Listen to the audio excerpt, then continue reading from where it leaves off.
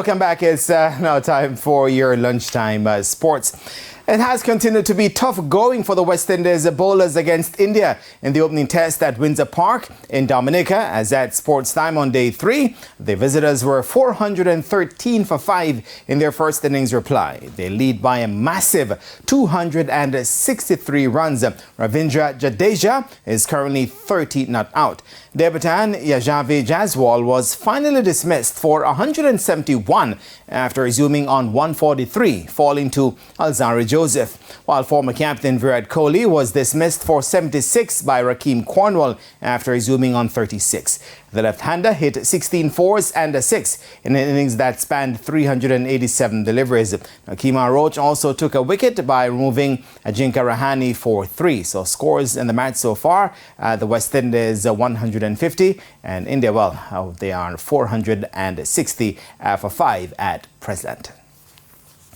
Some football news. Former Arnett Gardens standout Ronaldo Cephas hammered home a 4-timer as his Macedonian team FC's Skopje crushed Lithuanian team Hegelman 5-0 in their Europa Conference League first leg clash on Thursday. Cephas had his team in front after only 11 minutes. The wide forward made it 3-0 on the stroke of half-time. Of course, the 23-year-old was celebrated his hat-trick in the 56th before closing out his and his team's scoring 6 minutes later. Now, despite the result, Cephas says he's looking to make greater improvements to his game ahead of next weekend's second leg. JFF President Michael Ricketts is set to receive a challenge to his presidency when the next elections are held at the end of the year. Raymond Anderson, a current JFF Vice President, has thrown his hat into the ring for the presidency. Anderson has held the post of JFF Vice President for over 30 years and also served as President of the St. Mary FA for 15 years. And while Anderson has not yet announced who will be on his slate in the elections, a team chaired by former Cricket West Indies President Dave Cameron has been assembled to support Anderson's bid. We've been able to assemble quite a few of the parish presidents, a number of the clubs, Tier 1, Tier 2 clubs. You'll see Harbourview represented here today. We have some of the Tier 3 bodies, which are the Coaches Association, ISA, etc., we're in discussions with them.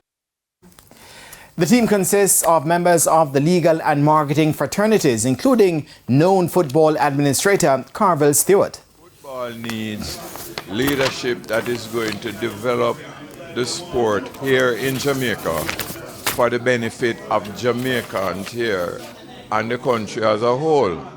And it is only through that I believe through this change.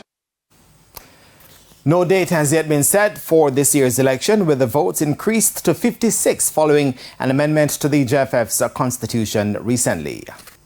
And, well, that is it for your lunchtime sports, and I am Raymond. We go to a quick break.